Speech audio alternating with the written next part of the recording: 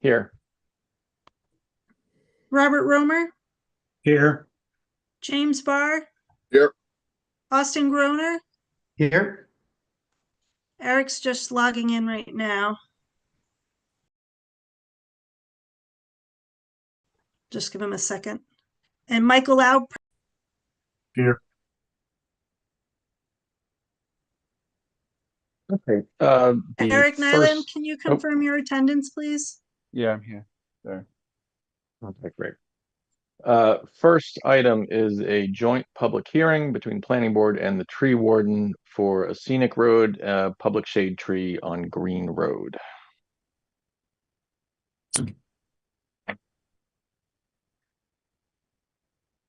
In accordance with MGL Chapter 87 Public Shade Tree Law, Section 3, MGL 40, Section 15C, Scenic Roads, and Section 250-24 of the Bolton zoning bylaws, the Town of Bolton Tree Warden Planning Board will hold a joint meeting on Wednesday, March 26 at 7:30 p.m. via Zoom communications regarding an application from the Town of Bolton for the proposed removal of the following scenic road public shade trees.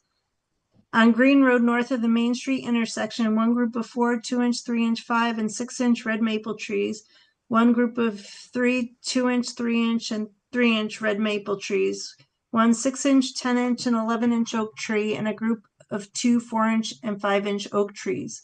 Removal of public shade trees not on a scenic road to be reviewed by the tree warden on the north side of Main Street near the corner of Green Road include the following: a 2-inch, 7-inch, 9-inch, 9-inch, and 14-inch oak tree, a group of 3 5-inch, 4-inch, and 8-inch maples, and a group of 3 5-inch, 3.5-inch, and 4-inch maples, a group of 2 3-inch maples, and on the south side of Main Street, a 15-inch, 14-inch, 22-inch, and 7-inch oak tree, and an 8-inch and 12-inch maple tree.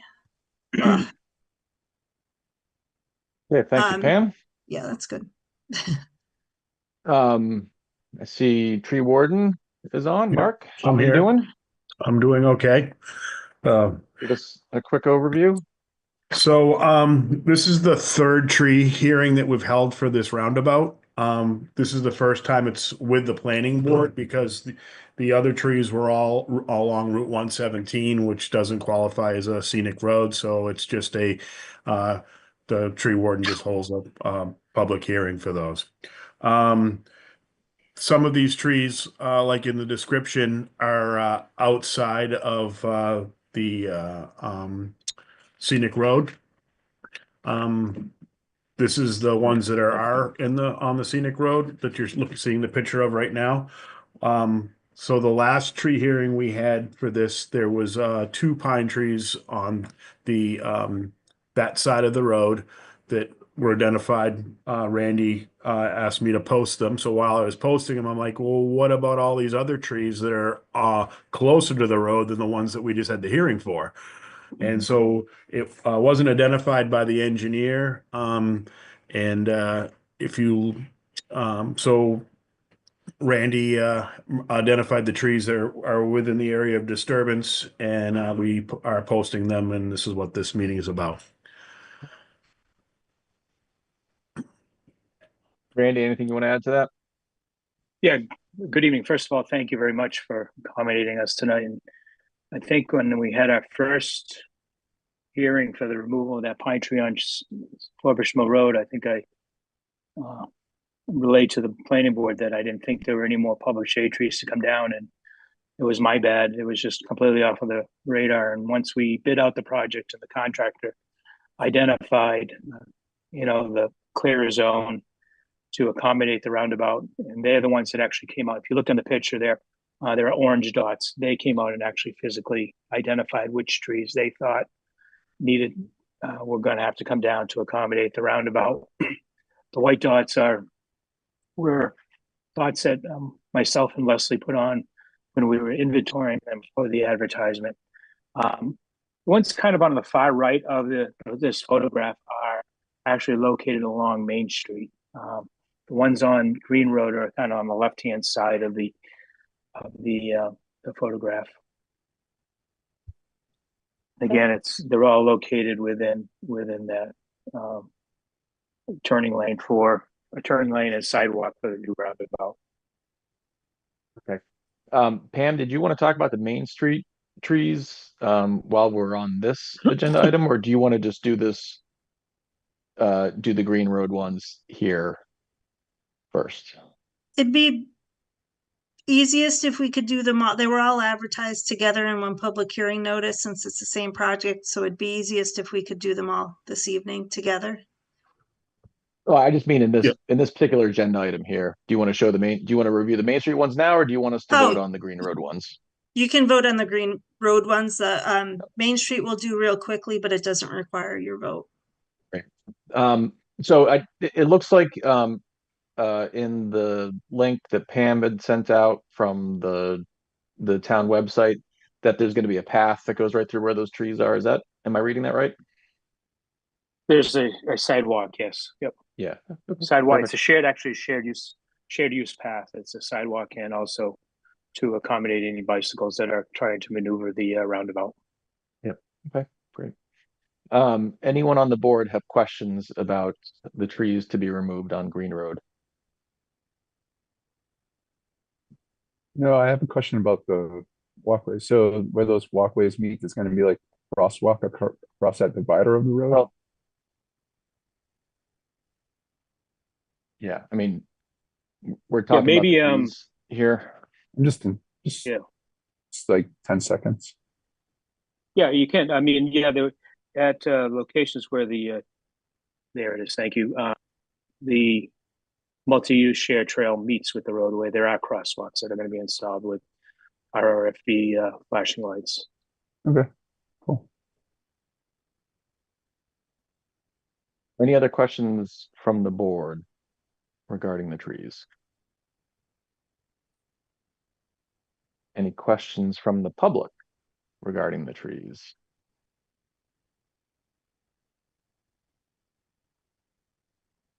Hearing none. Okay, yep, this is all pretty straightforward. I'm very excited to see this roundabout project finally start. So I will make a motion to close the public shade tree hearing for Green Road. Seconded. Mike Gore, Aye. James Barr, Aye. Robert Romer, Aye. Austin Groner, Aye. Eric Nyland, All right. And I will make a motion to approve the removal of the public shade trees on Green Road for the roundabout projects. Second. Michael Gore, Aye. Robert Romer, Aye. James Barr, Aye. Austin Groner, Aye. Eric Nyland, All right. and Mark Case. Yes.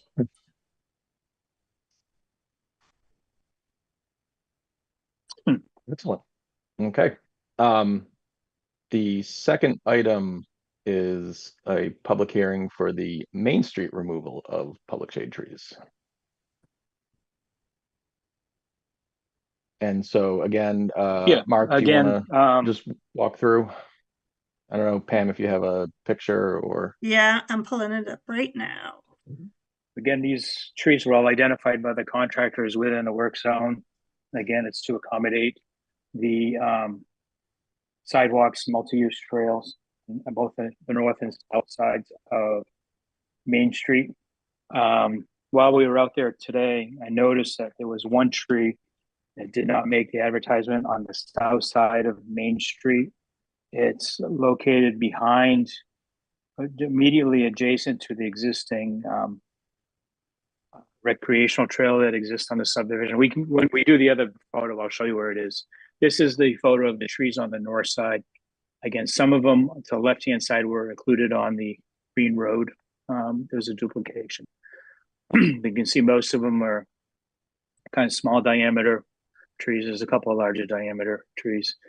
Off in the distance, you'll see two large pine trees. Those were the ones that we already held a shade tree hearing for, and there was no objections to that.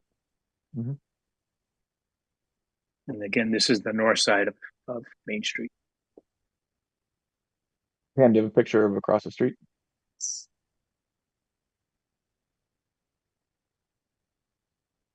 Randy, when is the work scheduled to happen? If all the approvals are given tonight for the trees, tree cutter is in our parking lot at the shop right now. They want to start tomorrow. And they're just going to remove the trees, probably grubbing next week, starting with the grubbing of the removal. This is the north side of the road. Again, on the left-hand side, you'll see a couple of pine trees. Those have already been, hearings have already taken place on those trees. And the rest of them are you can clearly see the signs. We went out there and we realized that the signs got blown down with the rain and the wind we had over the weekend. So you'll see there's one pine tree there that does not have a sign on it. It's got a white dot, an orange dot on it, and a little bit higher up, you'll see a red flag. That is a national, Marcus told me that is a National Grid approved removed tree. So that'll be removed as part of we've our already had a project. hearing for that tree months ago, and that was already approved. Yeah. If you look in the background, you can see the trail that runs from Golden Goose Pond, whatever Goose Pond Path. Yep. whatever that's called. I can't remember. My mind just went blank. It's on your I like agenda Golden Goose tonight. Pond though. There you go. Yeah. Basically, it's the area right there between the the trail and the roadway. That the trees need to be removed. Pam, if you can go to the next picture, please.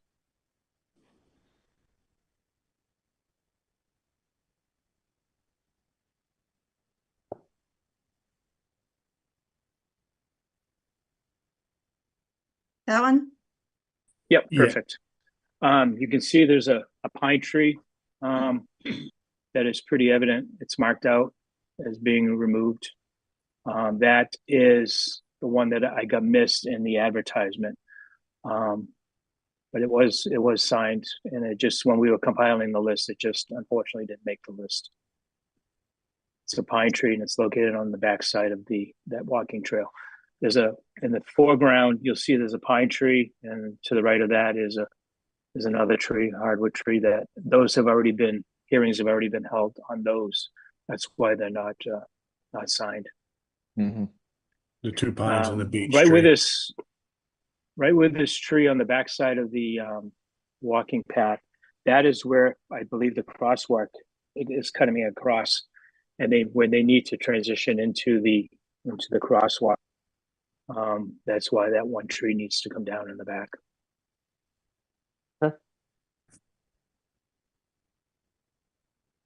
And Hey, Mark, this just requires your vote if there are no questions from the public. Is there any questions from the public? I don't have any problems with any of these trees. Obviously, they need to go because of the roundabout. So I give them my blessing.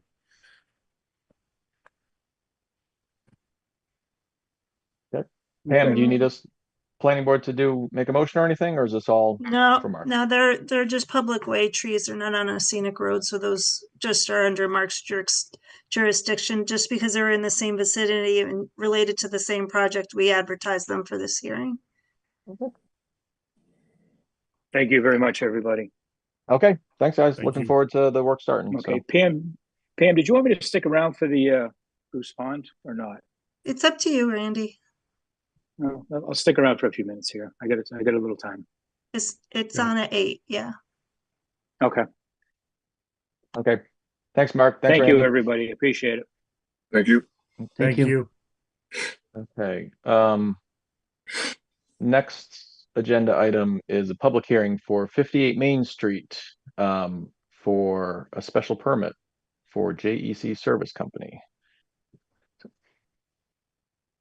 In You have to read accordance with something, Pam? Mass Oh, sorry. General Law, I'm sorry, what's that? Sorry, I was asking you to read something, but go ahead, Oh, Mark. okay. In accordance with Mass General Law, Chapter 48, Section 11, and the Town of Bolton zoning bylaw, notice is hereby given that the planning board will hold a public hearing on Wednesday, March 26, 2025 at 7:30 p.m. via Zoom video communications to hear and act upon the application of JEC Mechanical Contractors for property located at 58 Main Street in Bolton. The applicant is seeking approval to occupy the property under a light manufacturing use within the industrial zoning district. The proposal does not include any alteration to the site or require any construction activities. This public hearing will be conducted via remote participation pursuant to Governor Baker's March 12, 2020 order superseding certain provisions of the open meeting law. Login information is provided below and posted to the town calendar on the homepage of Bolton's website at www.townofbolton.com. Application and plans can be viewed at Town Hall during regular business hours and are available for review online at the following web address. Okay. We have representatives for the applicant here tonight. Yes, Mr. Chair. Greg Roy with Dillison Roy, representing the applicant this evening, JEC Service Company. There are at least two people from JEC here, Wayne Greenwald, as well as Sean O'Keefe, which is Sean O, parentheses 2, I think. Okay. So thank you for your time this evening. As was read, this is the site at 58 Main Street, which is formerly, I think, Atlantic Microwave. I'm sure you're probably all of you are pretty familiar with the property. It's been there a while. JEC is looking to purchase. Thank you very much for this, Pam. JEC is looking to purchase both of the buildings. They are indeed have indeed entered a purchase and sale agreement with the current owner. And they're actually purchasing approximately 8 acres, just a little bit less than 8 acres, which becomes a little bit important in a few minutes when I get to the lot coverages. So as you can see here, we've highlighted, we've bolded out the property surrounding the larger building in the back, because that's really the subject of what we're asking for the light manufacturing use for this evening. JEC is also purchasing the front building, which is approximately on approximately 2 acres. They're going to purchase the whole thing, stock and barrel, so to speak. There is a proposed tenant that will be coming in the future for that front building, and that they will be applying separately with your board for that use. So really this evening, we're petitioning you for the rear building, the larger building, for a light manufacturing use.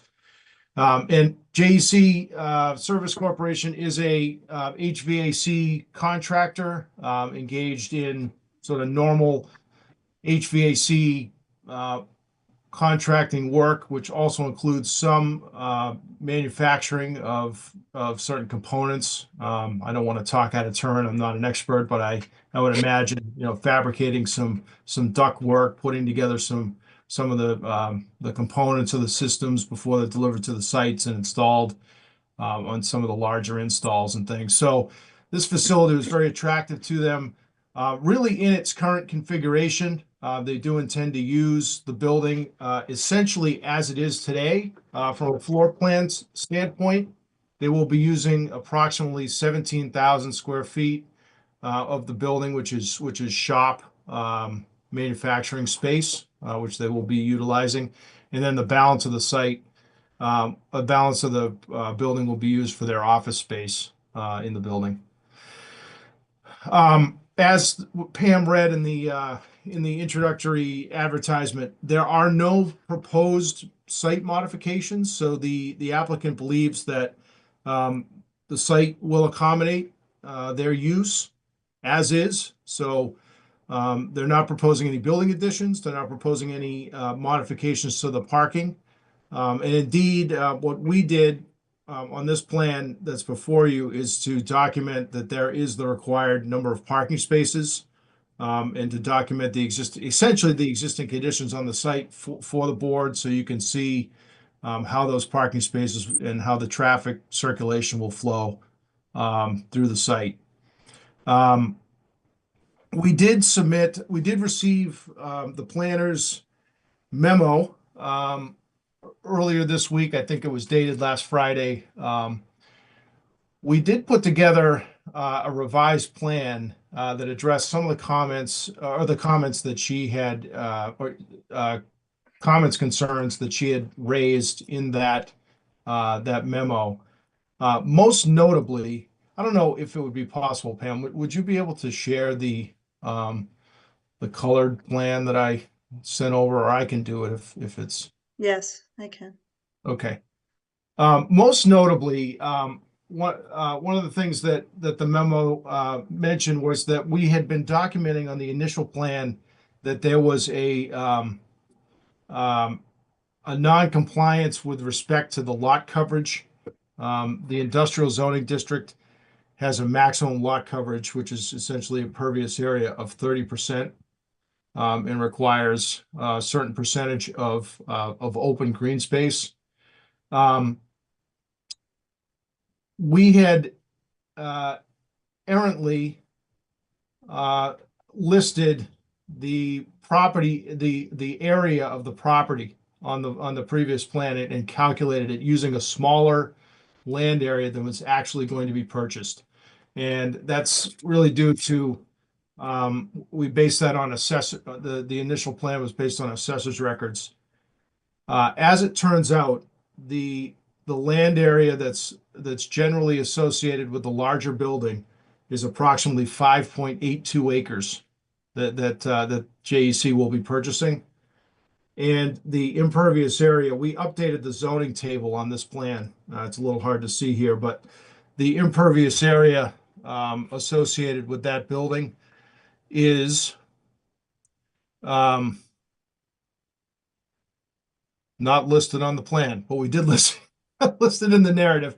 It results in a 29.9% impervious coverage on the lot. So it actually ends up that we are compliant with the 30% maximum coverage for that.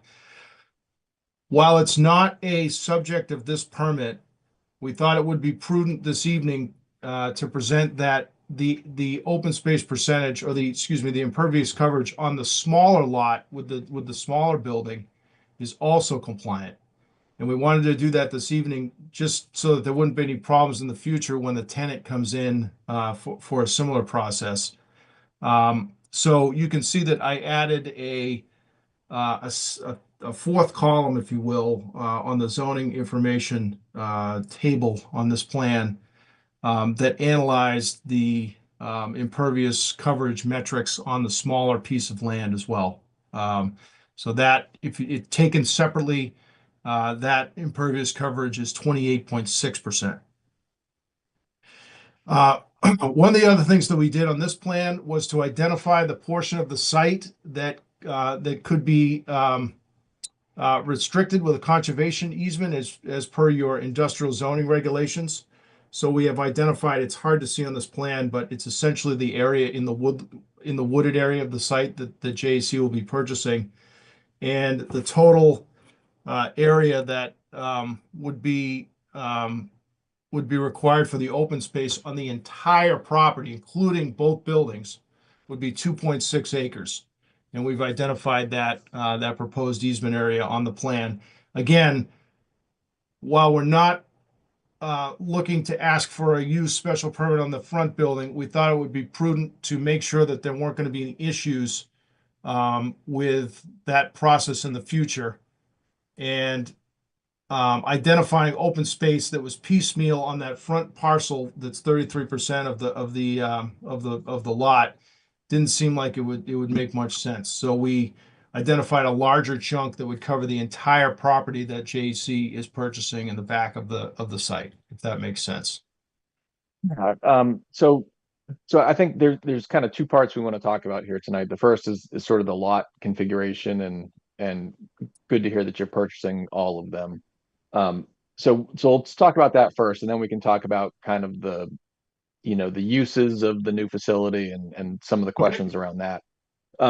So this parcel, or these parcels, so this is lots 8, 59, and 89. You're purchasing all three of those, but not lot 90, correct?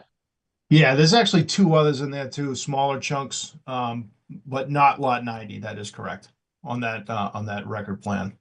Greg, we're Sorry, gonna what- need that designation of lot 10 and lot 57 changed. They're shown as abutting properties owned under different ownership, On which plan? the one we're looking at. It says name on file. Okay. They're not listed Sorry. as part of this Oh, application. now or formally, yeah. Yeah.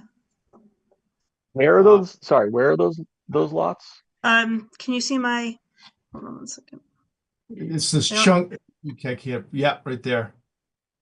The NF is a designation for abutting property, so it's not really clear that these are incorporated into the site. Well, NF just means now or formally. It- That means now or formally owned by Atlantic Microwave. Yeah, but they're not included as part of the application though. By lot numbers. Okay. Maybe they are in the revised narrative. I haven't looked at the revised material yet. Well, our intention was to Okay. include everything within the bolded, Okay. essentially the colored portion of this Okay. plan. Okay, So, that's you know, I apologize if there was a, you know, issue with that, but that's certainly our intention because that is what's being purchased. And yeah, so great. So I mean, we Yeah. haven't, the board hasn't seen these yet, but that makes sense, and I'm sure those help with your impervious calculations as well, having those. For in there. sure. Yeah, they So- certainly did. So sorry, real quick, those are lots 10 and 11. Is that? I don't have the. 10 and 57, Oh, Yeah, 57. that's Okay. true. but Yeah. it looks like he accounted for them in the area calculations, maybe? They are in the area Yeah, calculation okay. on this plan. Yeah, On the plan that No, you've so seen. that's fine. I mean, the goal tonight is sort of talk through everything. And then once we've agreed on everything, I'm sure we'll probably continue the hearing to the next meeting so that everyone has a chance to review the revised and updated things. So, but tonight I just want to talk through, make sure that there's no snags with what you're proposing, combining the lots. So Pam, in that memo you had sent out, you mentioned that by combining the lots, it was going to be a zoning violation, but it sounds like that's not the case here because lots 10 and 57 probably help the overall impervious, or the coverage as well as the impervious. yes, I haven't had the opportunity to review the documents, but if it complies with zoning, then the additional area wouldn't be needed. Okay. And tonight, are we considering this all as one parcel, or do the zoning regulations sort of require that even though Greg pointed out that the lot 8 would meet the requirements for coverage as is, are we considering the whole parcel for requirements because it's all in joint ownership? That's something I need to look at. I'm not aware of a provision which allows for 2 buildings on a property in our zoning. So I need to take a look at that. And so that If the intent is to merge everything together, which it appears it would be. isn't this similar to 711 through 713 Main, where there's multiple buildings on one property? Those are pre-existing and they didn't merge the properties together after the fact. These are 2 standalone separate lots right now. Is it possible just to, it's a little hard to see all the lines here. Can we just go over all the lots that are in question here? Yeah, I don't know. Would you like me to share, Pam, so I can? Yeah, well, yes, that might be easier. You should have permissions. Okay, let me see if I can do that. 1 second here. Sorry, someone's ringing my phone. Bear with me here.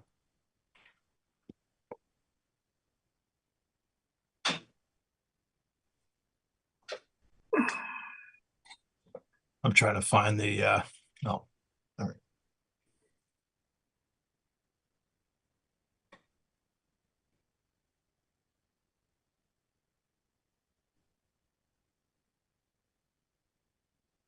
How's that? Can you guys see everybody see the screen okay?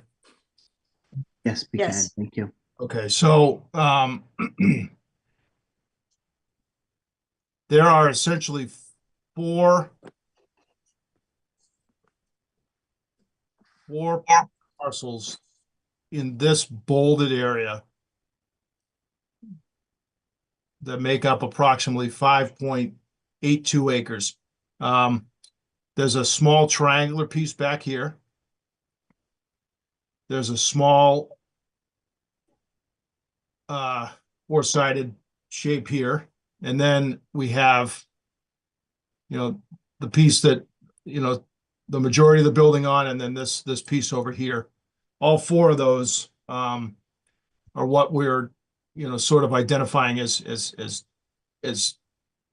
going along with the larger building. They are being purchased together, but the fifth lot here is approximately a 2.06 acre piece in the front, which has the smaller building and associated parking and septic system and things on it. If Got that it. helps. Thank you, Greg. That helps a lot. Thank you. Yep. It is a And that confusing would- piece of and land. that There's would- been a lot of history with it, actually. So That would be a conforming lot anyway, wouldn't it? I mean, it's over. yeah, it is. Yeah. So, I mean, Well, I My think my the- question is whether the open space conservation area located on the subject property would satisfy the abutting one, and I think it would have to be Yeah, I located guess on. we thought about that today.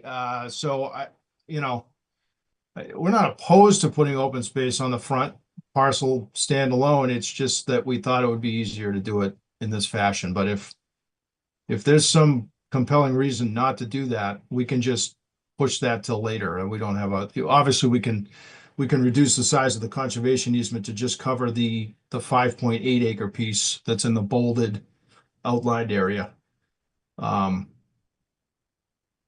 It's sort of up to the. Yeah, and I mean, to Pam's point earlier is that, what she referenced in the staff memo is that, all of these parcels under joint ownership kind of constitute, a single owner. And does Bolton have bylaws that allow for multiple buildings on what is effectively a single lot? So Pam, I don't know if the solution to that would be that the lot 8 was held, in a different ownership structure than the rest of the property. I don't know the answer to that question, I guess. And I think for the purposes of tonight, we can certainly just talk about lots 59, 89, 10, and 57. Because those seem to meet all of the requirements. There's a question of easements between the properties, if there's drainage structures or things that are used in common between them.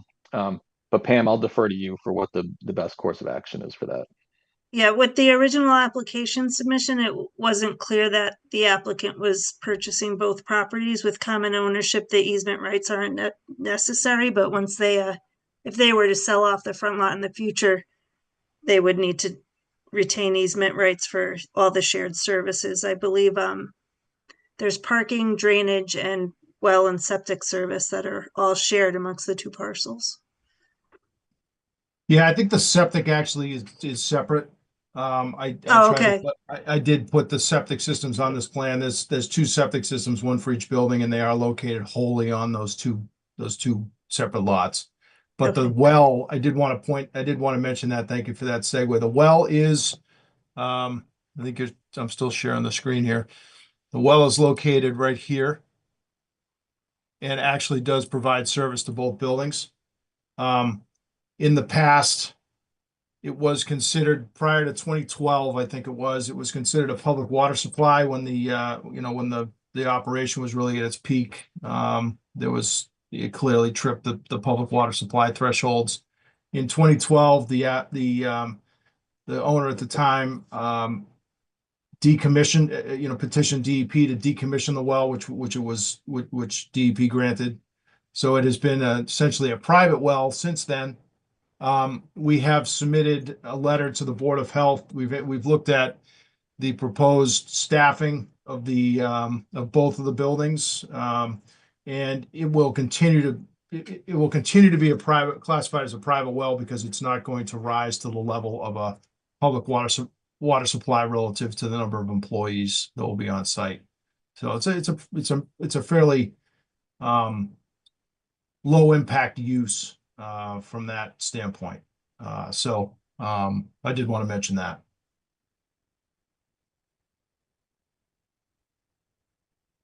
So Pam, what do we need to get clarification on about the different lots? I just need to check our subdivision regs and the zoning bylaw to see if we allow more than one building on a lot. And if that 33% CR would be allowed on another parcel. So one or the other of those items would have to apply. Mm-hmm. And it sounds like lot 8 does have both. It meets the conservation number and it meets the coverage limit. Was that right, Greg? Yeah, that's correct. I know that's not how you're planning it right now, but just in case that's what it comes to. Yeah, well, to be clear, we would like to keep them separate. I mean, they're being bought by one owner. We just thought that, you can see if you just kind of look at this small piece here. We didn't want to do something tonight that was going to make it more difficult for a tenant coming in the future. So, you could put an open space restriction on some of this land and make your 33% open space requirement. We just thought that it might be more prudent to just do it all in a more wholesale section of the site back here. I agree with that. I think the question of because there's 2 buildings on the property. Now, Pam, I don't know, is this, do we consider pre-existing non-conforming in the special permit process? And is this allowed somehow through that? Not once it was held in common ownership because the lot lines can be adjusted to accommodate the bylaw requirements, but I really want to take a closer look at it and see if we can determine that it complies as it stands alone under the existing zoning bylaw. We didn't have enough information to make that determination, but now it looks like we do. So Greg, it sounds like what we'll do is get some more based on these new plans and what we discussed. We'll get some more information on how the lots all split up. And then we'll address that in the next meeting. Does that sound like a good plan? It does. I guess respectfully, and the applicant can speak here if you'd like. They have a very short runway to close on this property, and I believe it's before your next meeting. So they were not hoping to get a decision tonight, but I think that they were hoping to get some sense from the board that all these issues are in play. I'm not arguing any of that. And I know that you need to come up with these issues, but I think we're trying to get a sense. The applicant's really trying to get a sense that does the board have any significant concerns with the proposed use of the building under the light manufacturing? Because that really is what we're here for, to apply for the special permit for the use. And while we know we're not going to get an effective and a valid a decision that has been issued, probably, and definitely not one that's past appeal period by the time he needs to close, he is really interested in just hearing if there was going to be any issues that the board has on the proposed on JEC Service Company occupying the large building. He'd like to. Okay, so yeah, Greg, that's great. So that I mean, that brings us to kind of the second part where we'll, the board will talk about the uses that you're proposing and just some of the other questions around the facility and what you're going to do with it. So that's a great segue. So, and again, in the memo, typically, when we get an application for a special permit, we'll have a little bit more detail about things like, floor plan. I wasn't even sure where the parking was on this. Lighting plan, what is the kind of hours of operation that you're looking for? What would the, number of employees being there, what sort of hours would they be keeping? Is this a facility that the public would ever be visiting, or is this strictly, a warehouse and manufacturing operation for your employees? Sort of questions like that. That's what I think we want to have a little more clarity on. Yeah. So I appreciate that. And I think our application in this case was a little bit more sparse than what would normally be submitted for for a proposed building because of just the nature of the proposal here. But I do appreciate those questions. We And did provide some additional. Sorry. Sorry, just let me also say, I mean, I think, from everything I've heard, there's nothing certainly scaring me off at the moment. The board just wants a little more clarification. I mean, trust me, I think the board, the town, everyone wants to see this property, come back into use. Yeah. So I think we're of the mind that we want to, make something work here. But we just need to go through the process. No, I understood. I respect that. I do. I don't know, Wayne, I see you poked your turned your camera on. I wasn't sure if you wanted to say something. Thank you, everybody. Just I would like to just see if I could add to Greg's notes and comments. Our plan was to have the upper space with the two buildings and the multiple lots for an HVAC contractor. And to address some of your questions, we are a mechanical contractor, signatory to a couple of the local unions. We fabricate ductwork and piping, and we install in hospitals, municipalities. We do a lot of biotech work, work of that nature. Most of our people are located on the job sites in the field. This location really works for us because of the space, the power that exists in the building, the structural steel, and just the ability to the access to 495. So it works for a variety of reasons. Our plan is to utilize the existing space, the footprint for our manufacturing facility, which will be on the first floor. On the second floor of the existing building would be our office space.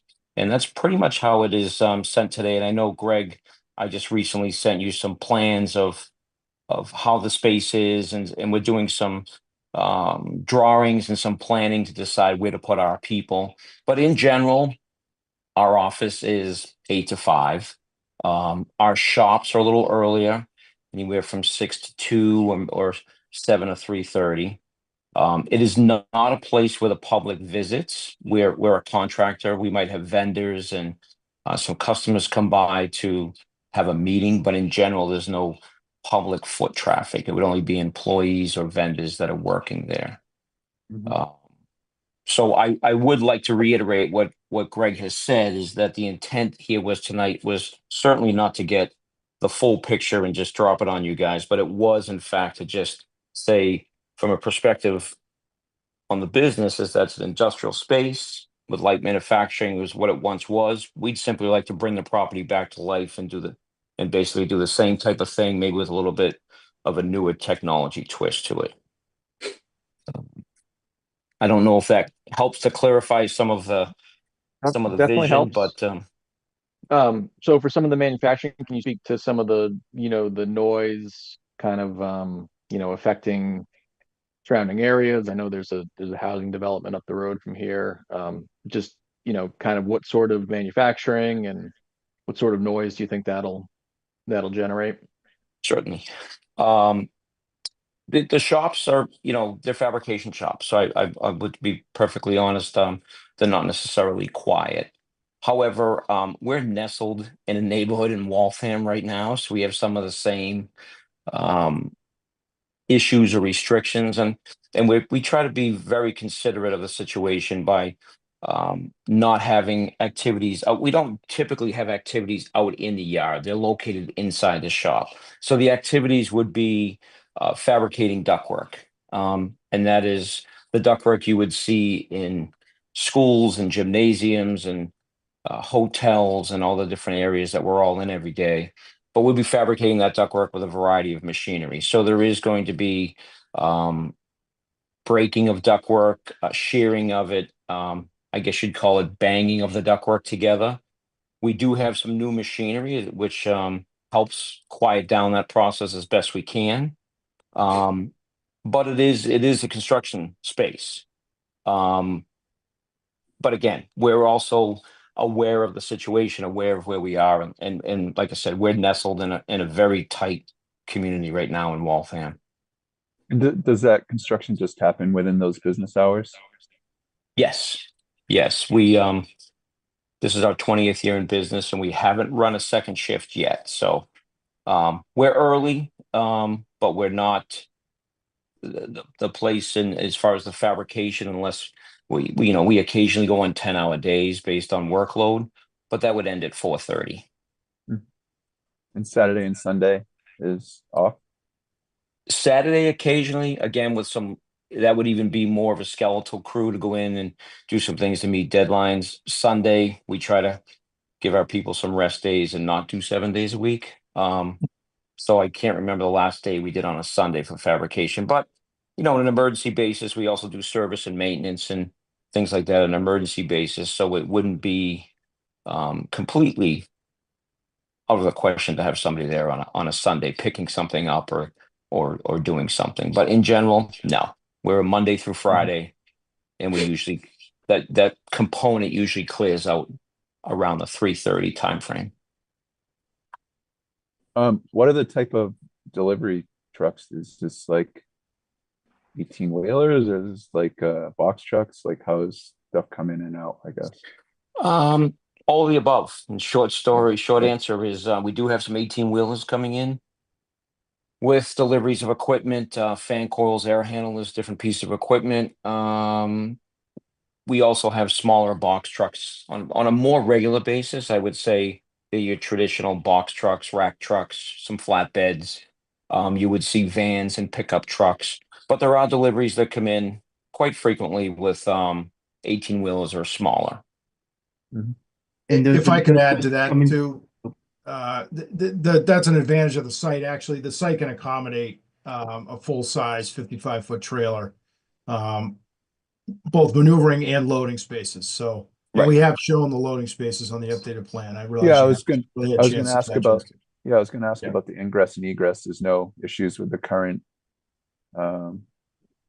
paving. Yeah, Yeah. there's really good circulation because you have entrances off of both Bolton Woods Way and also through Main Street. So you have a pretty good circulation pattern. Right. Is It is there a one of the main particular ingress or attractions. egress? Like which would you come in and exit out of? We would come in off of 117 with some of the vans, pickups, and smaller trucks, and then come up Bolton Woods Way and turn into the parking lot up by the top building with some of the larger vehicles.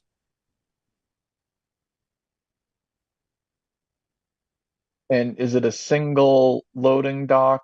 Okay, so I see in this updated plan, so we have dumpsters, Yeah, loading there's area. actually there's three loading docks Correct. identified here. There's a couple right in this. Let me just see if I can highlight. A couple right in here. Again, these are for full 55-foot trailers. And then there's another one right in here. Correct. Loading dock right there.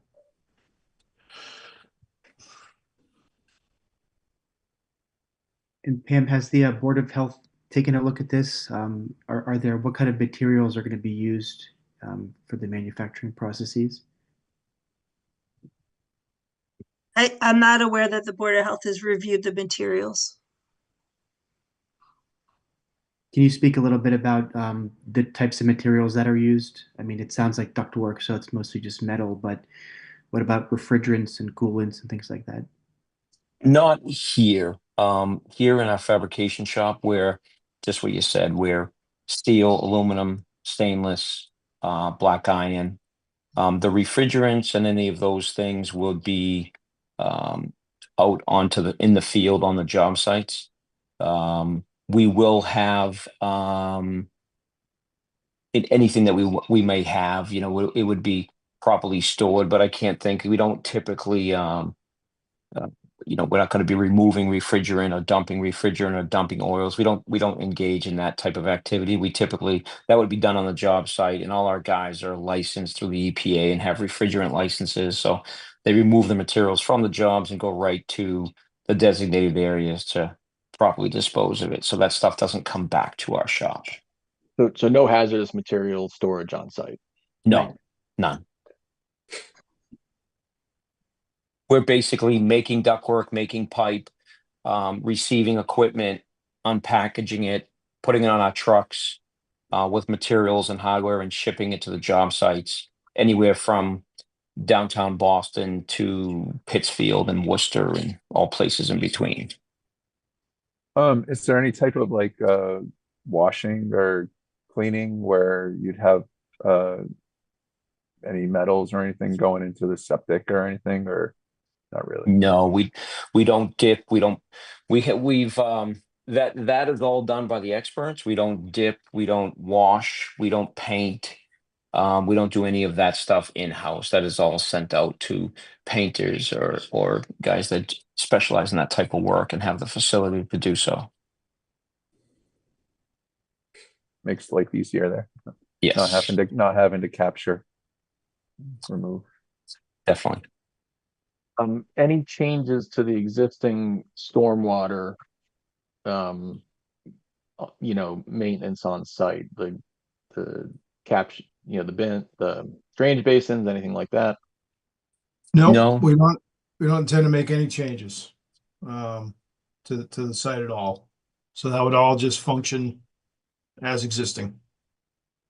I haven't been up there in quite a while. Is the pavement in generally good shape around the facility?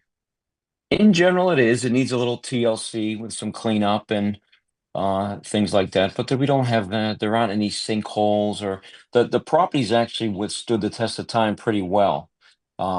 So in general, the pavement, it needs what you'd expect, a little bit of sprucing up and cleaning and patching in some areas. But in general, it's in pretty good shape. Yeah, I was there with this application when there was snow on the ground and it hadn't been plowed. So I appreciate that commentary. I haven't been there in a few years myself. Yeah. Without Oh, snow.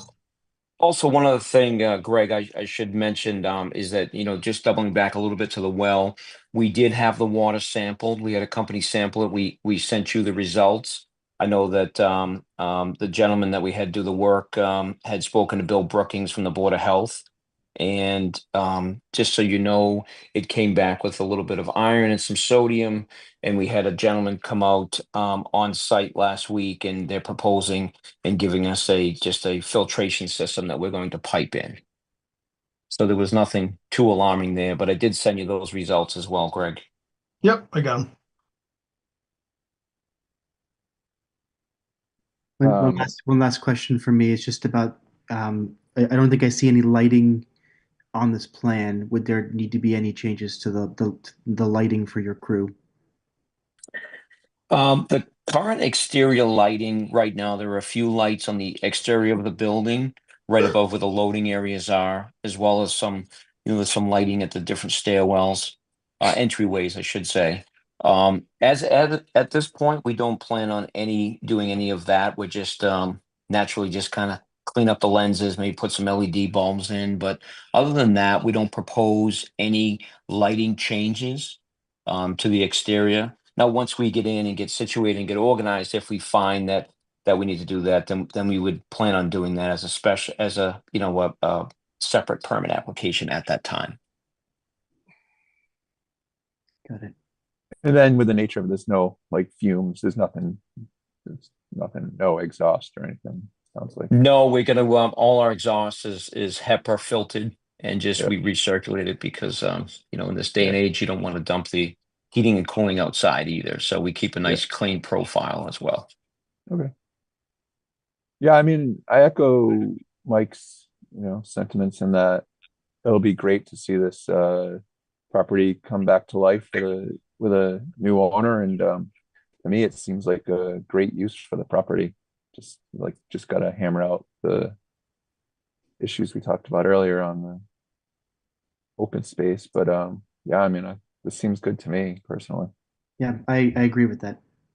Great, thank you. We're excited. We think the property really works. We're excited to come to the town and bring some fresh people and a little bit of activity to the town and liven up the space a bit. Yeah, I know it's great.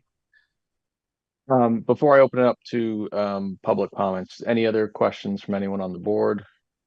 Yeah, I got a question. The existing building that's there now, on the front, you'd mentioned about it. Do they have someone going in there, or what's the use for that building? Oh, you mean the separate lower building? Yeah. Yes. So right now we're in negotiations with a gentleman who is the owner of a dog, I guess daycare is a daycare facility.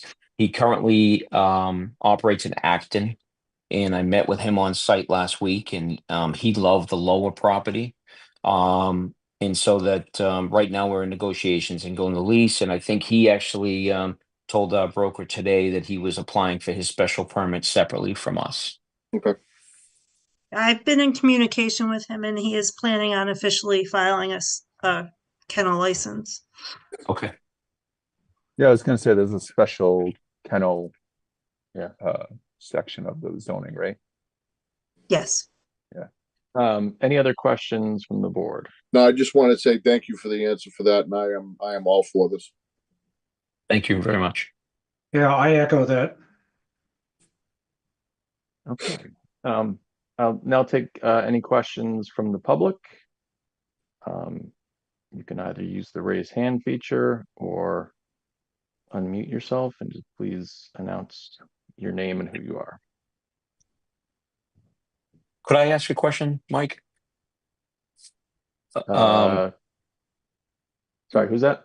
This is Wayne again, Wayne Oh. Greenwood. Hey there. So the question I have is that I know we discussed a bunch of things tonight, and we talked about the lower buildings and the upper buildings, and Greg, jump in because this is my first ever planning board session. But You're doing great. Keep it up. my question is, and my question is that the purpose of tonight's meeting, I had thought, and is that if it's, are you guys able to have enough information to vote not on all the particulars of the lots and the property and all that type of thing, but in the general, the use of the property as we have delineated it, or as we would propose it to come forward into the town? Is that able to be done? No, And- so and this the is re- a special permit process. So I mean, we're voting on the entire thing together. And Okay, I think, to hopefully alleviate you, what we're saying is that we're all in general agreement that your proposed use for this is acceptable to the board. okay, I think we need to just figure out a few outstanding questions about, because this is a complicated parcel encompassing 5 separate lots, and you're proposing ownership of all of them. That again, Pam needs to research and make sure that there's no problems with that. I mean, I imagine we'd be able to work through whatever came from that, but we need to understand better. And I don't want to speak for Pam, but Okay. Pam, do you want to respond to that also? No, I agree. I just want to take a closer look at the inclusion of that building and where the open space can be preserved. 250, section 250.13 C2 of your bylaw, I think, states that you can have more than one principal building on a lot for non-residential uses Mhm. by special permit from your board. So Oh, what was the um, number, Greg? I have it open, I'm just looking. 250-13 Mhm. subsection C item 2. Okay, if that's the route we go, then we would have to we could advertise that with the next application for the abutting property, but those are all items we need time to review. And I also want to ensure that all the information we discussed at today's meeting is included in the application, so it's clear what we're approving, because it wasn't part of the original submission. Um, And if it's not, that we condition it appropriately. yeah, for sure. And Pam, is there anything else we want to see? So again, this is an updated, the plan that we're looking at here on the screen is an updated plan that I don't believe the board has at the moment. Is there anything else we need to see added to this plan currently? Maybe lighting, I don't know, existing lighting on there. If they're Um, not changing anything, I don't know that the board needs to require a photometric, but that's your purview. It's completely up to you if you'd like to see it. If the lighting, I haven't received any complaints regarding lighting from that site and that it's intrusive to the surrounding area. And then we'd probably require some signage for traffic flow be added. We can conditionally do that. And require it be noted on a revised plan. But the traffic flow is particularly with the other building occupied and where the trucks will be directed to go, and signage to represent the directions would be helpful on So the is plan that- as well. Oh, sorry, Pam. So does that mean kind of limiting the ingress and egress of trucks? We would designate one. I don't know how it is today. Is one of those entrances designated as the entrance? Greg, maybe you know that. I don't think specifically, no. Yeah, not that I know of, but I don't honestly. I'd probably be speaking out of turn, but I don't think so. Wayne, you've actually probably been to the site more than any of us in the last in the last couple months. So No, I think you're I don't- right, Greg. I mean, the only thing is off of 117, there is a note that says no entry, I think, from 117. So to push the traffic up to Bolton Woods Way and out that way. But we certainly could Greg, I could we have a drawing of the space, and that our planners and CAD people have been working hard at developing. So I could give you a drawing like this, showing our proposed, or what we would like to see the traffic be, and what we think is best for the neighborhood and best for the flow. And we can put that on the submission. Yep.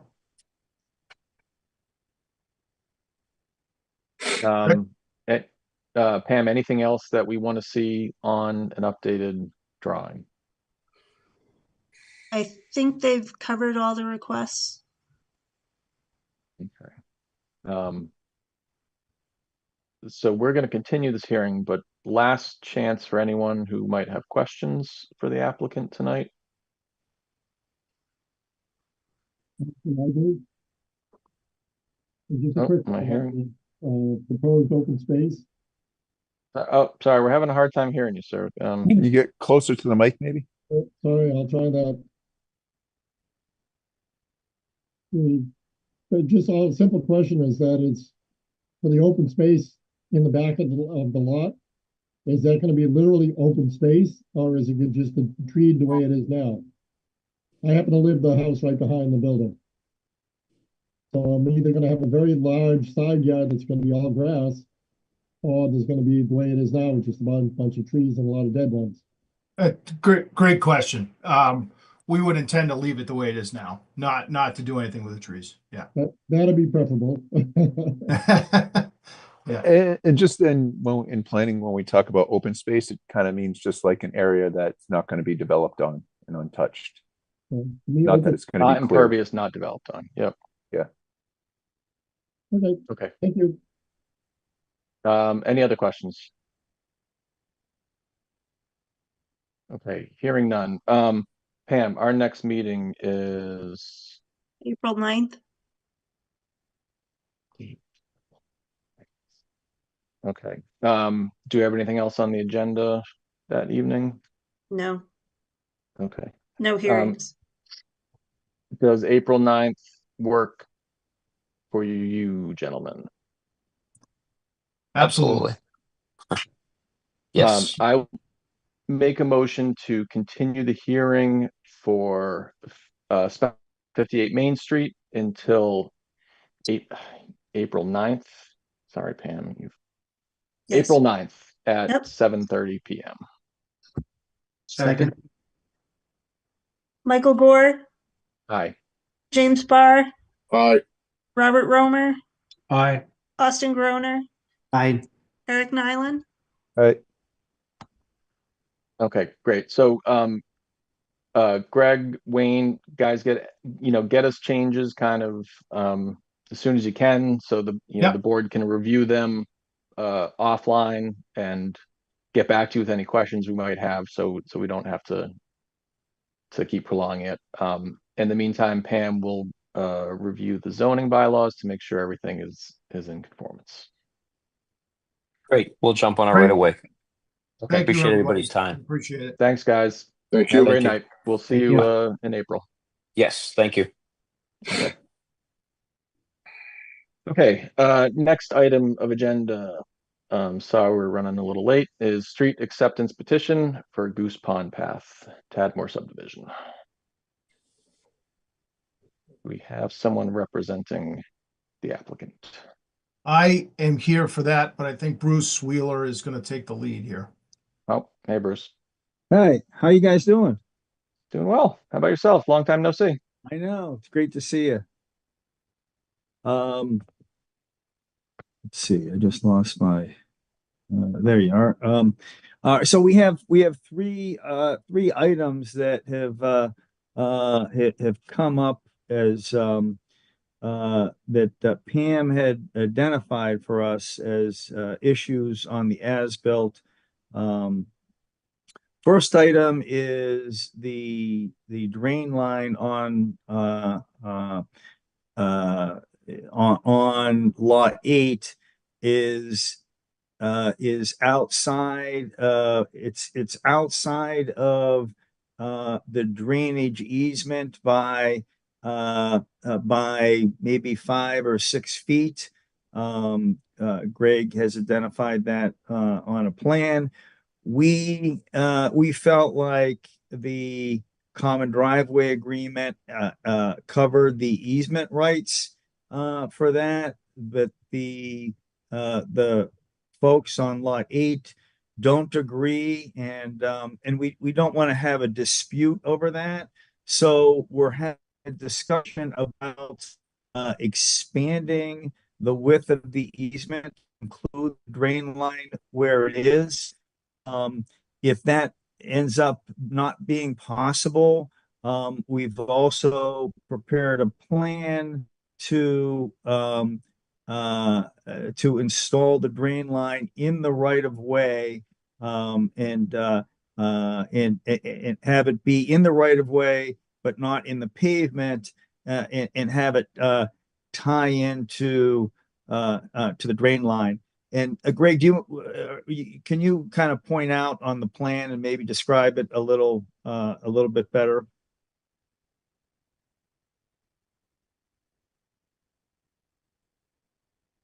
You're talking about lot 8, right? Yeah. Okay. I think you're muted, Greg. I have the screen share. I didn't know if Greg had it ready Yeah. or not, but this Yeah. is there's a drain line, there's a beehive inlet right located in here in a detention pond, and the drain line was installed to connect into the drainage system of the public way, just slightly outside the easement. You can see the easement line here, and the drain line's approximately 10 feet outside the easement.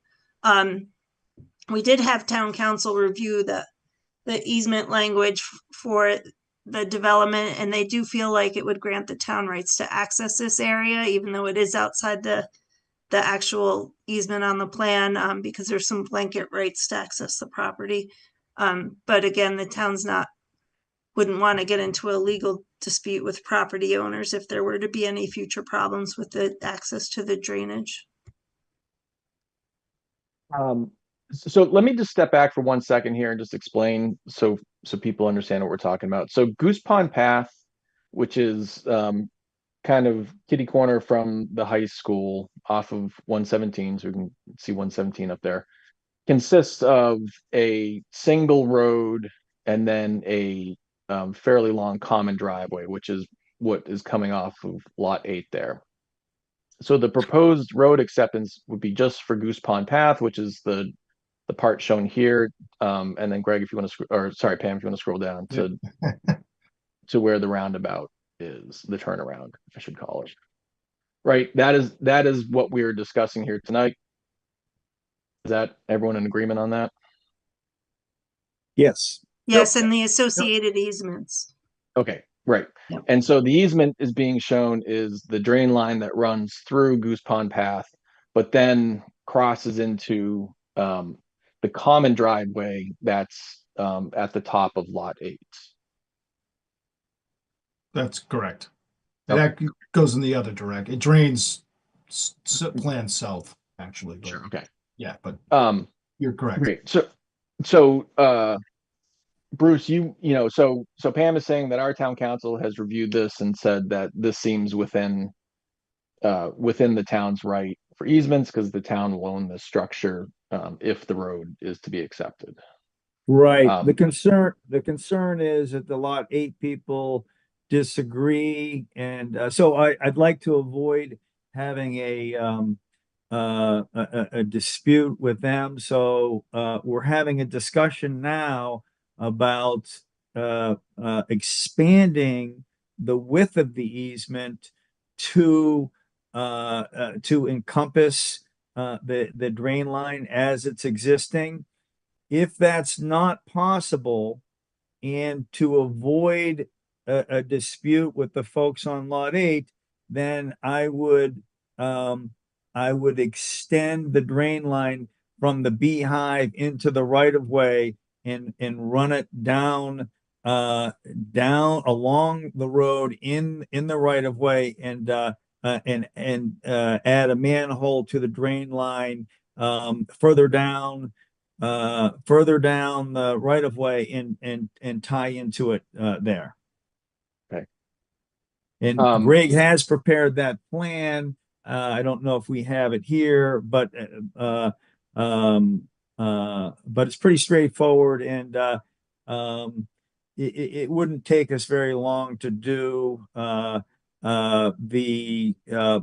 road contractor is aware of it and on standby to install the drain line if necessary. So we have time to get to have that accomplished.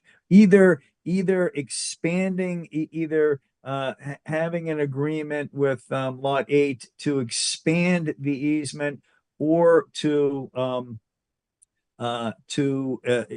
extend the drain line down to the right of way and run it along there. We have time to accomplish that prior to town meeting.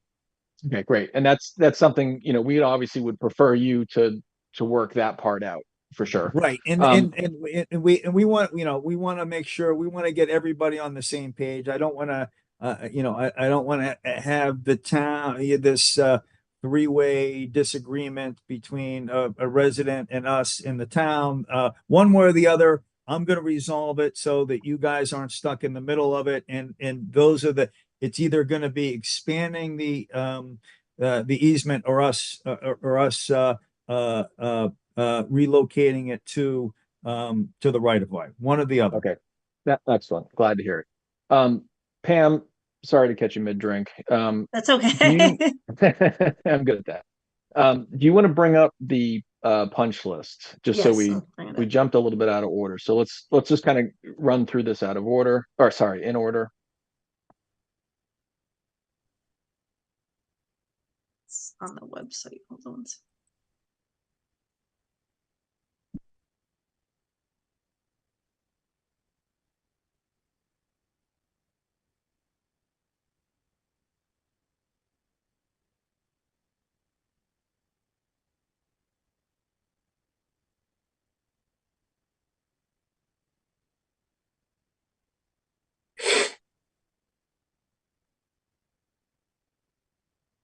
Excellent. So this was mostly, compiled by DPW Randy Heglin when he did a site visit recently.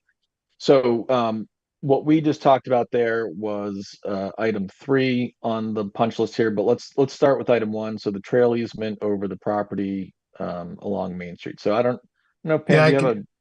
Oh, sorry, go ahead. Yeah, sorry to interrupt. I can speak to that really quick. We will, we actually already have done it. I just haven't submitted it to you. We've amended the street acceptance plan, which shows that easement to expand that easement. Bruce still is the underlying property owner for that land, so that does not pose any issues. So that's an easy resolution. Second item, drainage pond number 2, drainage wick located within the pond. Yeah, today we went out and we located that drainage wick. We have added that to the as-built plan. Again, you don't have it yet, but we do have that information, so that will be on the plan now. I can't speak to the grate, but we did. I think Bruce, we may have to have Luke and company go out and put a grate on it, but we have. We've ordered the grate, Okay. and we're going to install it next week. Okay. So that was number 2. Number 3 we discussed. You guys are taking care of that. Item 4, Pam, if you want to scroll down a little bit there. Detention pond number 2 is a small portion of head wall located outside of the easement area on lot 6.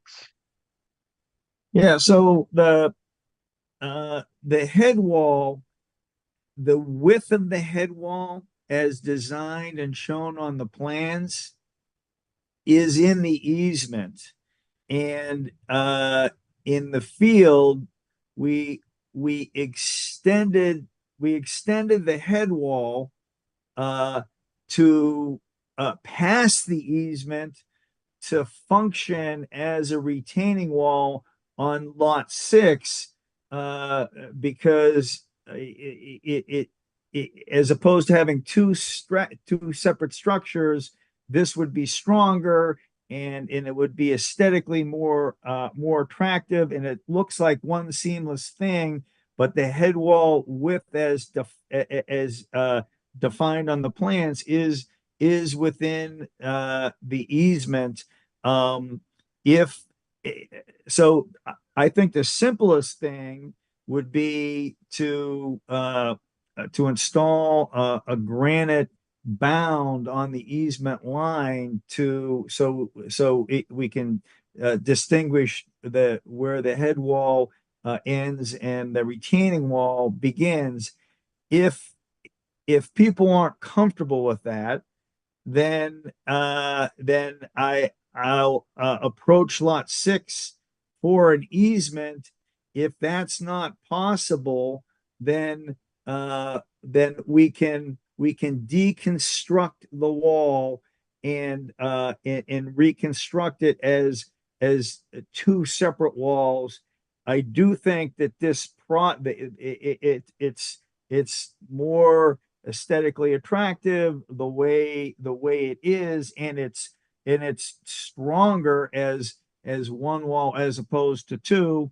But I don't, we want to have this resolved and clean for everybody. So my first question is, do you feel like it works to have a monument that would define the easement line and where the head wall ends and the retaining wall picks up, or do you want me to pursue the easement, and then the backup would be taking it apart? It's a block wall. We can take it apart and we can rebuild it as a separate wall. And we've made arrangements to go out Friday and take a look at that, knowing that that's one of the real possibilities on the table. I know Randy Heglin was on the call earlier. It looks like he dropped off. So I'm not sure what his preference for that would be. Pam, I don't know if he sort of discussed that one with you at all. We haven't discussed that solution, so I'd really want to consult with him on that. Okay. Bruce, have you talked to the lot 6 owners about No, potential easement? No, and that's something that we'll pursue before the end of the week and have that discussion and see how they feel about it.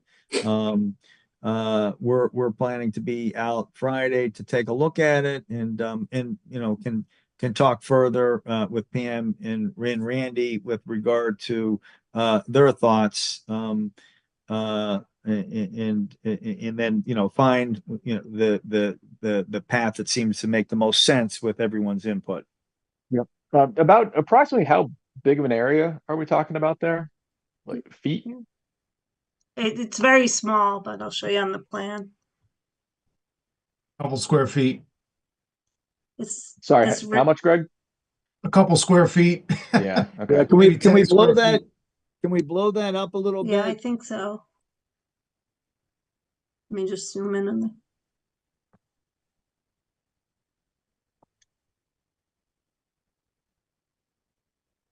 It's really just like the it's less, as Bruce said, it's a block, precast block, concrete block wall, and it's really just the last blocks that are an issue. So Yep. Okay. it's really not Yep. that Understood. big of an area. Yeah. And then Yeah. just with the grading, the way the grading was set up on the detention pond, it was gonna create sort of a cleaner a cleaner yard and finish grade for us to extend the head wall as a retaining wall. But I can see now how that does complicate the things to some extent. Yep. No, I understand. And we don't want to, we'd rather not have to like tear down the whole wall over a couple of feet. So Pam, maybe you can talk to Randy and see what would be acceptable there. And Bruce, you can approach lot 6. And I mean, if we could just get an easement for that one spot, that would obviously be I think the easiest thing. But Yeah. All right. Okay. Yeah, I will reach out this week and then circle back with everyone next week as to where we are with it. Okay, perfect. Number 5, catch basins have been cleaned. I think that's more of a statement than anything. So right, that is catch basins have been cleaned, not that they need to be cleaned. No, Pam, that am I was at reading a that properly? previous punch list from last year, so we just noted that Okay. it's been done. Okay. So that brings us to number 6, which is probably the biggest one here, is the affordable housing payment. Yeah. So I think this was several years ago at this point, and I know we have some new board members, and I don't remember much myself anyway about anything. But as memory serves, you Bruce were considering a mixed use development kind of on the abutting or adjoining property on Four Bush Mill Road, and there was talk about having an affordable unit built into that project, as opposed to constructing a affordable unit on Goose Pond Path or paying for the fee in lieu of. So do I have that correct? And That's correct. Yes. okay. So that's So where that's still our interest to develop the abutting parcel as a mixed use site and to create an additional affordable unit. And we've sort of been waiting for there to be some relief on the interest rates. When we were talking about it, we had a sort of a different interest rate environment, and when we had all this construction cost inflation and the interest rates came up, it really made the mixed use site development more challenging, and that's settling out. And I think with a little interest rate relief, then we can go back to that, which I think would be an incredible development asset to that that corner parcel. And I think that the most productive way to handle the affordable housing would be to create an additional affordable unit. And we're arranging with our financial relationship to extend or to create the same bonding tri-party agreement that we had previously. So our first choice would be to continue along that path, and I think that we're 12 months away from coming back in with the mixed use proposal. Okay, so in 2022, the planning board and Mr. Wheeler signed a tri-party agreement regarding the affordable housing unit for effectively a fee in lieu of sum of $235,900 as the agreed upon fee in lieu of for this affordable unit if the affordable unit had not been built by October 30th, 2024. So that has passed at this point. Right.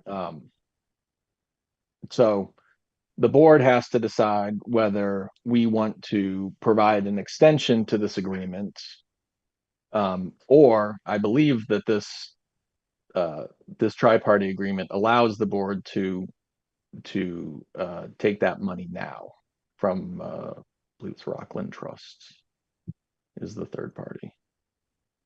So again, this is the subdivision is completed. We're discussing road acceptance at this point, but we do not have either an affordable unit either within the Goose Pond development or the proposed future development, or a fee in lieu of at this point.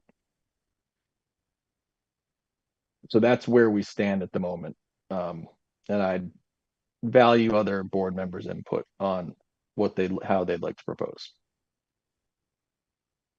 I mean, there seems to be no immediate timeline for the other, completion of the other projects. So, I mean, it's tough to really bank on that. But, didn't you have some other property down Still River Road that you were talking about potentially having an affordable as well? We do have a site there that that we own with Mark O'Hagan that is a 40B, and we could also add an additional affordable unit there. Where is that timeline wise?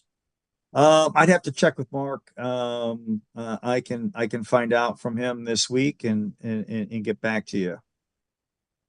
Yeah, I mean, it's just tough to make a decision on not having really a timeline for a mixed use. Well, how about if I try to solidify the options and then get back to you and have a more comprehensive discussion about it at the next meeting. Yeah, I mean, that would be great. Yeah.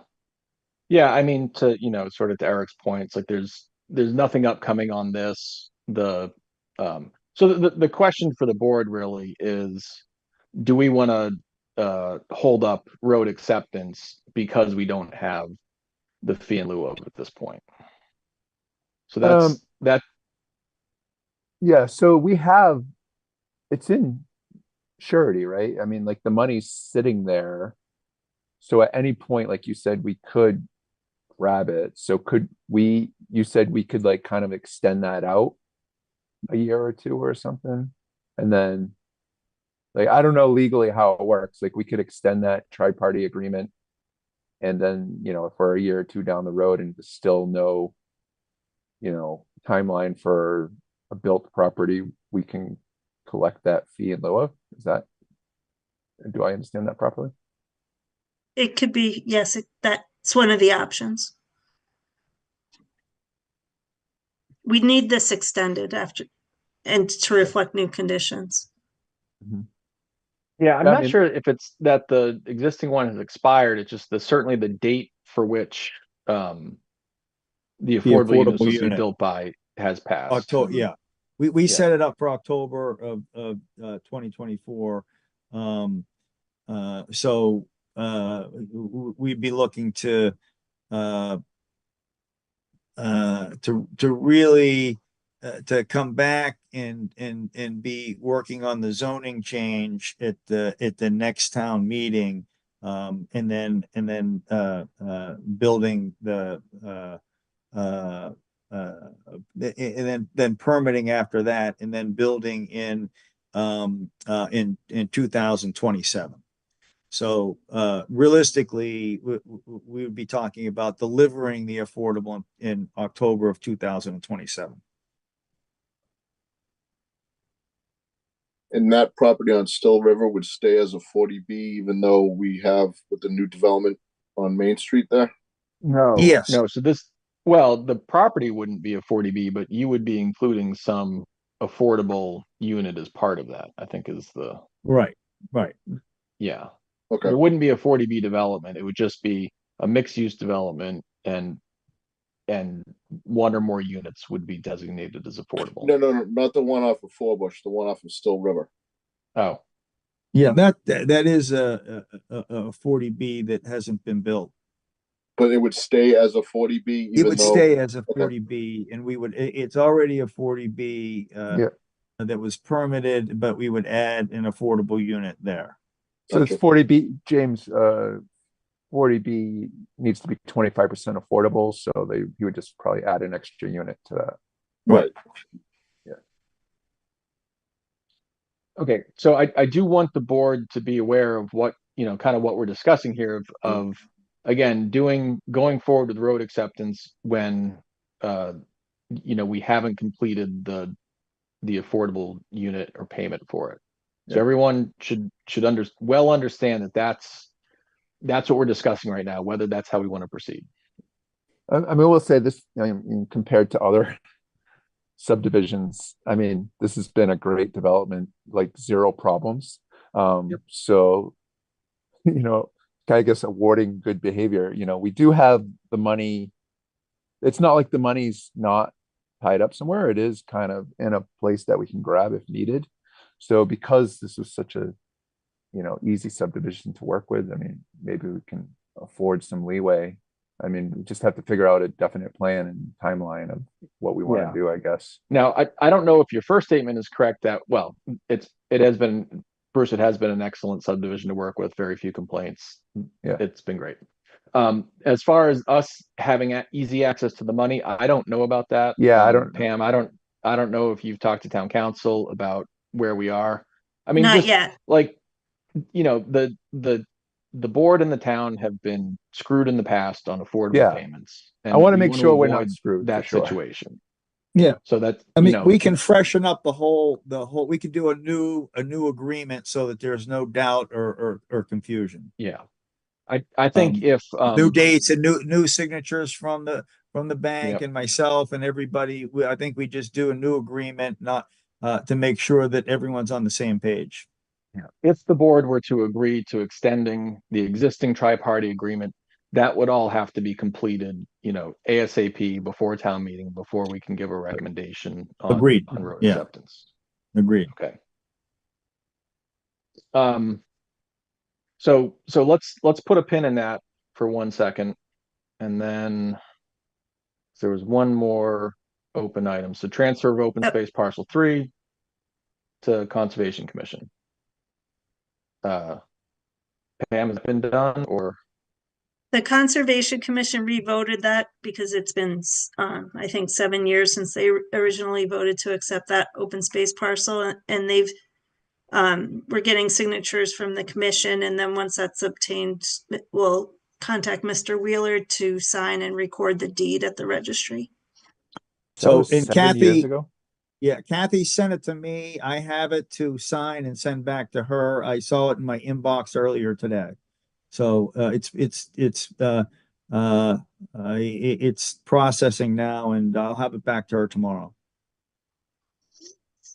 Okay, great. So really the only, so we have a couple of minor easement issues, and the affordable payment. So I think, Bruce, what the best plan to do, is you can come back to our April 9th meeting and we can discuss what the options for that could possibly be. Fantastic. I'll plan to do that. Okay. So if there's no other questions on the punch list items, does anyone in the public have questions about street acceptance? Hi, how are you, sir? My name's Dan Kasiri. Can everybody hear me? Yeah, we can hear you. Thank you for allowing me to appear at your board. I'm an attorney. I represent Jennifer Ballister. She's the Lot 8 owner, Lot 8 owner that you were just talking about, where the easement is essentially trespassing, and it's a conversion on her property. There is no active litigation, but I am negotiating with Bruce and his lawyer. We've explained some of our gripes with this easement. I want to make a couple things clear. I'll be real brief. Not only is the concrete pipe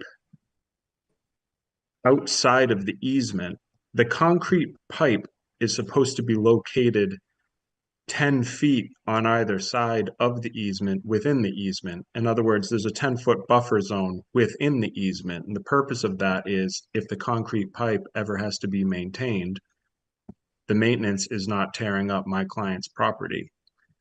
So it's way off where it's supposed to be. And I sent a demand letter to Bruce explaining all that with our expert report. That shows that the concrete pipe was not installed according to the I believe it's Dillison Roy, and I believe he was actually in this meeting somewhere. It was not installed according to those civil engineering plans. And I just would hope that the town would be mindful of this dispute before they make any kind of formal ruling on this new proposal. I would just hope that the board would be mindful of my client Jennifer's position. I do hope and I actually do believe we can come to an agreement, by the way, with Mr. Wheeler. Well, and so that was item number 3 from the punch list. I think we discussed a couple of options there. And I'm going to leave it up to Mr. Wheeler to, work with you and your client if something with an easement can be reached, and if not, he's said that he will move the pipe. So okay, and my client does have a couple things she would like to say, real brief. Sure. Jennifer, please introduce yourself. Yes, hi, Jennifer Ballister. I live on Lot 8, 2 Goose Pond Path. I had a question about the so we've talked about the beehive drain and the pipe from there, but there are also concrete pipes under our driveway that are part of the drainage swale. Would that be taken over by the town as well? I'll let Pam speak to the specific case, but it's not that the town takes them over; it's just an easement to have access to them. I think. But like owns the maintenance and repair and such is what I mean by that. Is it in the public way? It's on the common driveway. Okay, let me see.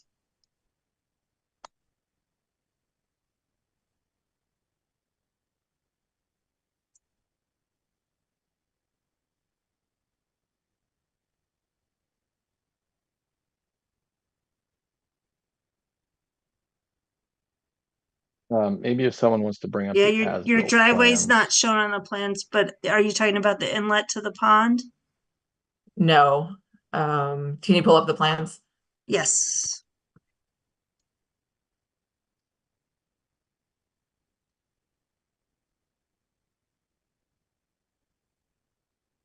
So it's that reinforced concrete pipe. Right here. Yes.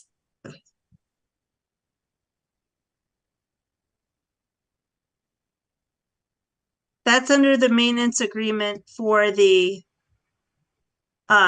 common driveway. So the town is only taking the beehive, which connects to the public system in the roadway. Okay. Okay. We had asked Habitat that question and weren't able to get an answer. So thank you. I appreciate that. Sure. Any other questions? That was it from me. Okay. Hi, Anyone else? am I on Zoom? Okay. Hi. Hi, Yeah, I'm go Sarah ahead. Nordine. I also live on Goose Pond Path. I have two maybe smaller questions Sorry, related to the as-built which lot or plans. property are you at? I'm lot 4, Okay. 31 Goose Pond Path. So I did notice, and this is a minor detail, but on the as-built plans, the trees that were planted along Goose Pond Path are listed as 4-inch trees, and they're 2-inch trees, which is also not in line with the approved plans before, which was said at least 2.5-inch trees. So I don't know if the tree warden takes care of those, but they are significantly smaller than what's originally put on the plans. I have a picture of the of a tag on the tree, one of the trees. So I know that's like a minor detail, but they're, pretty small. They're not 4-inch trees. And then my other question is related to the street light. So the street light is also not on the as-built plans. Obviously, the as-built plans don't have every single tiny detail. But to me, it looks like the street light is significantly further away from 117 than where I thought it would be. And several of my neighbors, including myself, have had multiple near misses getting into car accidents because people can't really see the road. So my thought was that the street light would help with that. And when it was installed, I was really excited because I thought, oh, people will finally know that people are actually going to turn left here. But the street light is so far in, it's much further closer to the cistern than where I thought it looked in the original plans, much closer to 117. And I think if we're actually closer to 117, it would be much safer for certainly all the people turning left from 117 onto Goose Pond Path. So I didn't know if that's where it's supposed to be, because to me it looks too far in. I mean, the So lighting should be on the original plan, right? Yeah. It's on the original plan, just not the as-built. Did we waive the requirement for the lighting on 117? There is a light there. There's a light on, but it's just on Goose Pond Path, close to the fire cistern, rather than facing toward 117. I believe the waiver was for the one at the end of the cul-de-sac. Okay, but kept the one at the front? Yes. Okay, and the concern is that it's not located in the proper spot? Yes, I think to me, it would be better for safety, road safety, if it were closer to 117. And to me, it looks like on the plans, it's more right at the intersection of Goose Pond Path and 117 rather than sort of down Goose Pond Path a bit. Yeah, I'm sorry, where you think it's closer to where the fire cistern is? Yes. Right now? It's right by the mailbox, which the mailbox was originally in front of lot 8. And now it's right by the sidewalk to the common trail. And it's right over the mailbox, right by the mailbox. Okay. So I don't have the original plans in front of me. Greg or Bruce, do you want to speak to the light first? I really don't know. I'm not sure how to reconcile the difference right here at the meeting. Greg, can you guys can you locate that and add it to the plan so we can see? Yep. Yeah, so we'll locate it. We'll be out there Friday. We'll take a look. We'll take a look visually so that we understand if there's a difference and if there's a safety issue relating to that in some way, and so that we can discuss the concern. Okay. One other question related to that is, because it's on the public way, is that then maintained by the town, or is that something that we'll have to maintain as the HOA of the neighborhood? Are you referring to the light? The light? No, itself. the light gets taken by the town. Okay, thank you. Yes. Okay. And It sounds like there's a few questions on the as-built with the trees and the location of the drainage and the light. What feedback did we get from the as-builts, Pam? The trees are there. It's the size may be a little smaller than what Yeah, was the trees specified. that I can have Yeah, the the trees tree that were warden planted were take a look. 2-inch trees, and on the as-built plan, it says 4-inch caliper. And the original plans were at least 2.5. So they all don't match. when were the trees planted? Oh, September of 2023. I don't know if one of my neighbors can help me remember that. I think that's when they went in not last That's year, about but the year right. before. Yeah, fall of 2 falls ago. Yeah, so we did it in conjunction with the tree warden. We'll measure the trees and report back. We did the tree installation was done in conjunction with the tree warden and his inspection, but we'll close the loop on the as-built and make sure that the as-built reflects what we have in the field, and then discuss from there. I mean, at least Are they the made 'em- trees generally healthy? I'm sorry, yeah. Is there some concern with the trees? They're just pretty small. I mean, there were a few trees that maybe weren't the healthiest, but I mean, I don't want to Yeah. rip the trees out. It's more of like Well, a that's detail just thing it. I mean, of- if the trees are growing, the 2-inch trees will become 4-inch trees at some They point. made but it through 2 winters. yeah. Okay. Yeah. To- Okay. To But be clear, sorry. sorry, go ahead. I was Who's speaking. Mr. Oh, Chair. sorry, Greg. Lloyd. Go ahead. To be clear, I Yep. just wanted to be, I guess, apologize for that. I think when the survey crew goes out and locates small trees, they kind of they don't necessarily, first of all, take out the tree tape and measure them specifically. And I think probably 4 inch is our lowest code, survey code for the thing. So I want to be clear. We didn't label them as 4-inch trees trying to pull the wool over anybody's eyes. I think it's just, it's just the way that happens. But as Bruce said, we'll certainly correct it.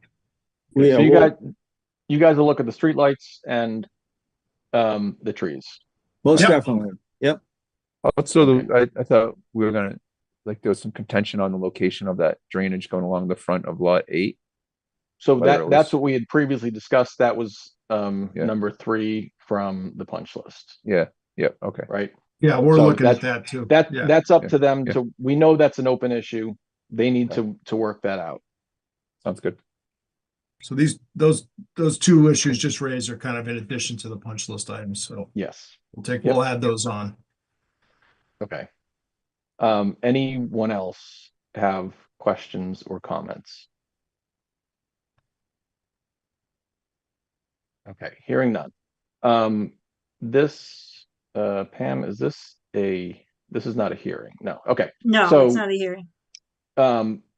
let's plan on you guys coming back on April 9th as our second agenda item.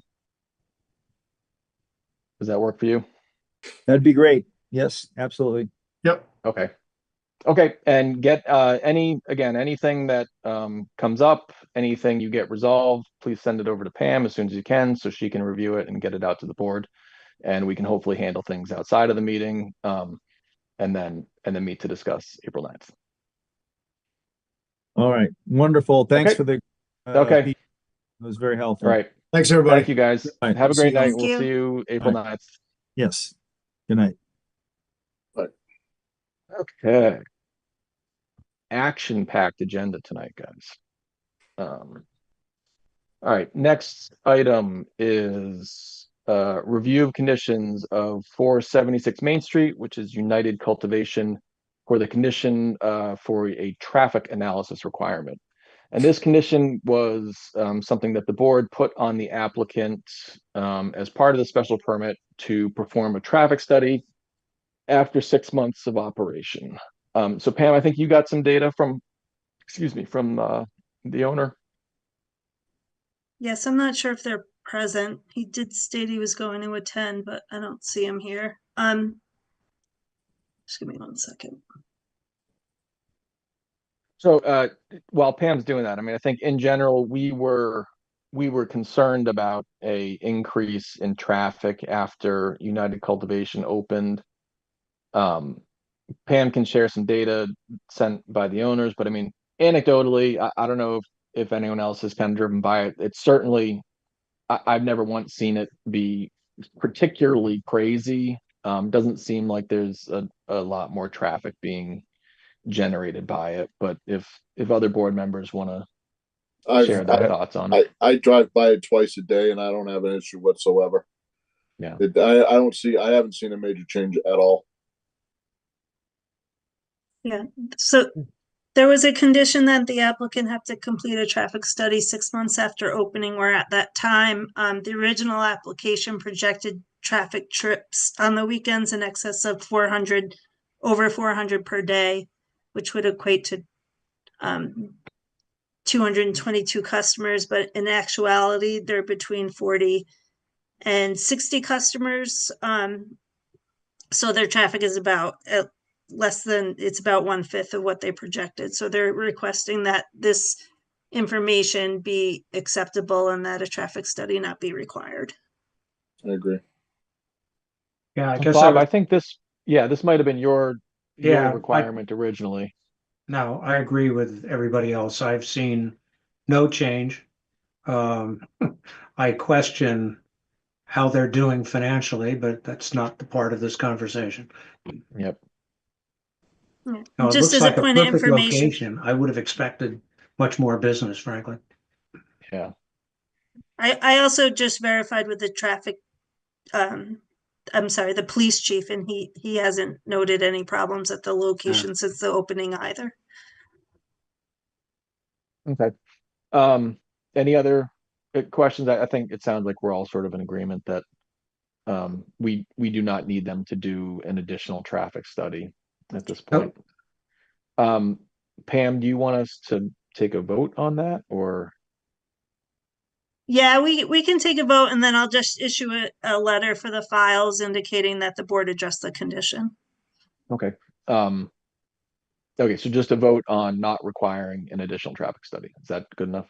Yes, that should be fine. Okay. I will make a motion to not require an additional traffic study for 476 Main Street United Cultivation as part of the special permit. I'll second that. Michael Gore, Aye. James Barr, Aye. Bob Romer, Aye. Austin Groner, I Eric Nyland. Aye. Okay, thank you. Okay, that brings us to the end of the agenda. Anyone have anything they want to discuss? Yeah, just real quick. The reason I asked that question about that 40B was, is there, thinking about how, things go on with developers sometimes. I just want to make sure that if we give them the extension and say, okay, we'll give you whatever it is, in hopes of maybe using that as a second one, that even in the time it takes to build it, and that in the big development off of Main Street here, you can turn around and say, oh, that doesn't qualify as a 40B anymore. That was my only thing. Definitely. Yeah, no, and it's a good point. I mean, obviously we don't want this to drag on forever. The town wants to get the money at some point, the money or a affordable unit. I mean, he's absolutely right. Pam's seen this firsthand that, since interest rates have gone up, the amount of development in town has, gone way down. Yeah, I agree. So let's see what he comes back with. We'll see what the board is comfortable with. Again, we don't necessarily want to penalize the residents of the street for that part of it, but that's sort of the leverage that we have at this moment. So My concern, frankly, at this point is the two alternatives that he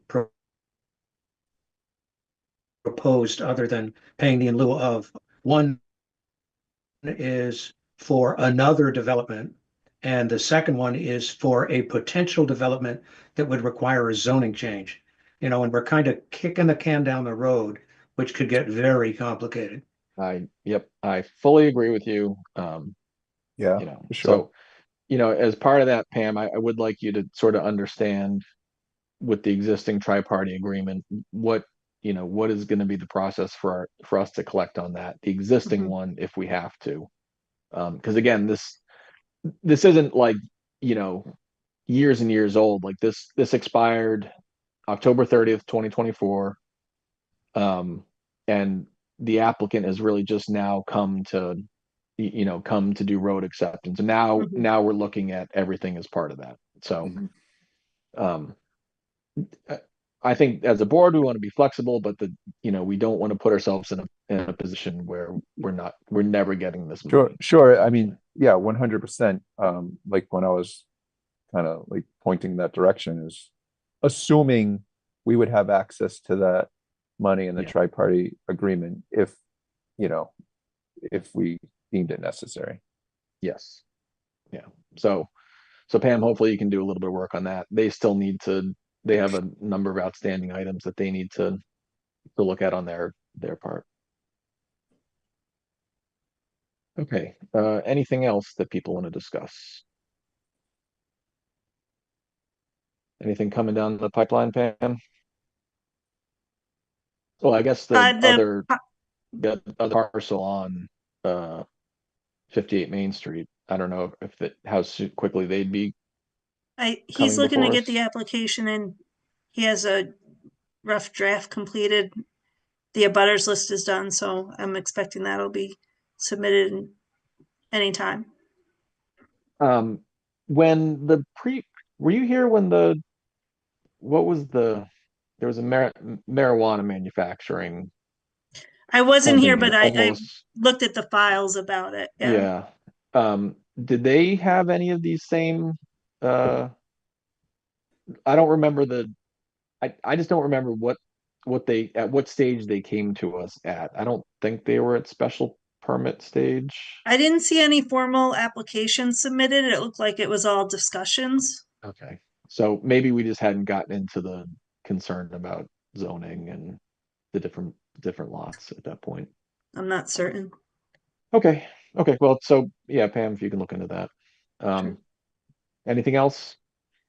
Well, just as a member of the law committee, anything we can do to keep going in a very straightforward, clean manner, I would deeply appreciate.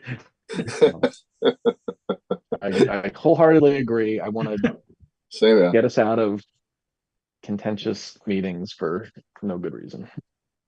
So, okay. Hearing nothing else, I will make a motion to adjourn. Second. All in favor, please signify by saying aye. Aye. Okay. All right. Thanks a lot, everyone. Thank you. Meeting tonight, and we'll see you April 9th. Hopefully, yeah, I know we sorry. adjourned, but the open meeting law extensions before the governor for signature. Oh, right. Oh, so they're going to, how long are they going to It looks extend it like for? it'll get passed, but it's not official yet. Yeah. How long is the extension until? June Or is it just 30th of permanent? 2027. Wow. Okay. Nice. It's just too easy. It's never gonna. It's going to be extended forever. I mean, as far as sharing, like showing documents up on screen, it's just easier. for us. It makes it so it's great. So, Yeah, it is. Yeah. Okay, that's good news. So yeah. Okay, we'll see everyone April 9th then. Thanks. Have a great night. you. Have a good night. Bye.